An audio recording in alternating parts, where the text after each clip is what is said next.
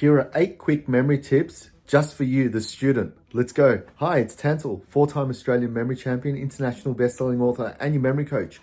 And today I want to go through 8 quick tips just to help you studying, learning, and remembering things. So off we go. Number 1 is to prepare in advance.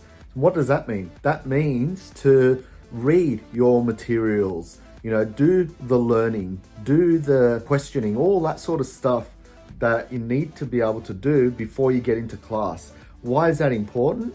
It's important because when you do get into class, you're now able to concentrate more on the listening side rather than writing down notes.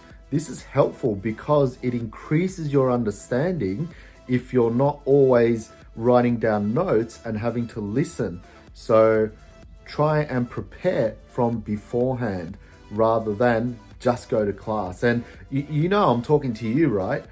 If you're that person that just does not go and do the work beforehand, just goes into class and that's it, that's the learning. So if you're one of those people, give yourself the opportunity to at least try and learn something beforehand, just very quickly, so that when you do go into class, you've got that opportunity to understand what that is. So give that a go. Now, number 2 is leading on from the preparation is once you've prepared, listening skills is very important. How do you improve your listening?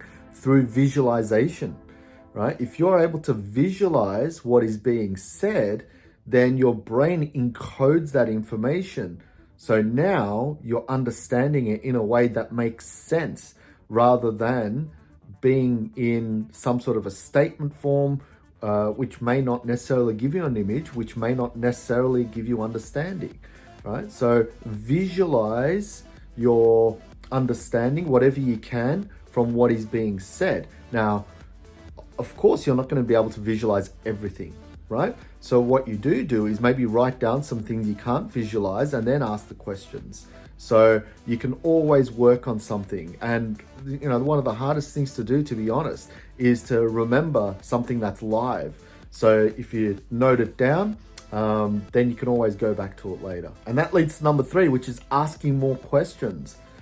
If you're in class, what you want to be able to do is note down things you don't know, ask them, obviously, but also ask questions that are not just interesting. You don't want to ask interesting questions. You want to ask interested questions. This also applies to you if you don't like the subject. Think about it. If you ask a question that you're interested in, right, now you're going to get, because you're interested in, you've already got an image. So you're going to get another image back that's connected to that. What does that mean? That means you're going to learn and understand that a lot better.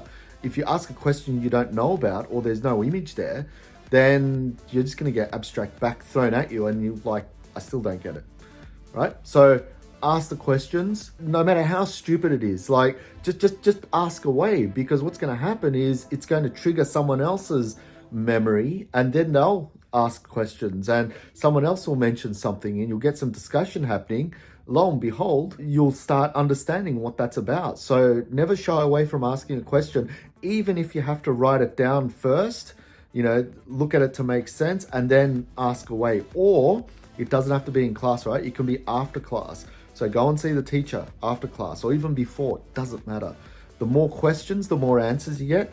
The better questions you ask, the better answers you get. Number 4 is mind map your content. If you don't know mind mapping, check out my videos on that. I've got quite a few on this channel.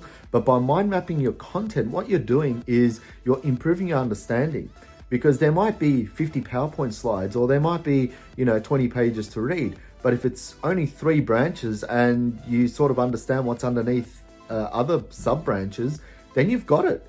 Right? It's actually not that hard to mind map a piece of content. You can actually mind map your whole textbook and it doesn't take very long. Just grab the headings, subheadings, subheadings, and when you're reading, just add the keywords and titles in there. That's it. That's all you need to do. And you've essentially got a skeleton of a mind map of a book. And as you're adding more meat and content to it, that's when you're really understanding it. So by mind mapping your content, that also gives you time to now not just to understand, but ask further questions, and you can add them to the mind map, right? Going back to the other tips. Number 5, learn memory techniques. And when I say learn memory techniques, right, this is very helpful for things like definitions, any lists you have to remember, formulas, right? You're not going to get everything through visualization. There's going to be moments where you're going to need to know something word for word or in order. And that's where memory techniques come in, right? So you can learn about the memory palace, you can learn the linking method. In fact, the linking method probably covers, all you need to know as a student. But if you need to memorize more than 20 things, then Memory Palace is very handy. So memory techniques, I've obviously got a ton on this channel. So, watch them, learn from them, apply them, because the more you apply, the more you'll start to get better and better at them, and then use them for your studies. How cool is that? Number 6 is train your memory. Now, memory training can be, memorizing, say, numbers, cards, random words. Why is that beneficial? It's beneficial because it's improving your processing speed, right? Which is encoding. So whenever you're looking at or reading a piece of information, you can get that into your head a lot quicker now. Or if the teacher's talking, or you're listening to an audio or something like that, it's a lot stronger in your mind. So try and do that as early on in the process as you can, because I see it as more as planting the seed. Right? It's not going to be like as soon as you start memory training, your memory is going to go through the roof.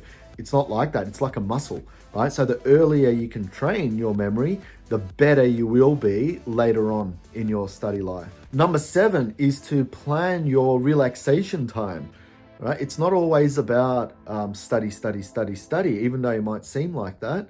Right? If you can plan breaks away from study and just let your mind rest, it will help you immensely, because your mind does need a rest. Your brain needs a rest. Your body needs a rest. Everything needs a rest, just like how we sleep, right? We need a rest.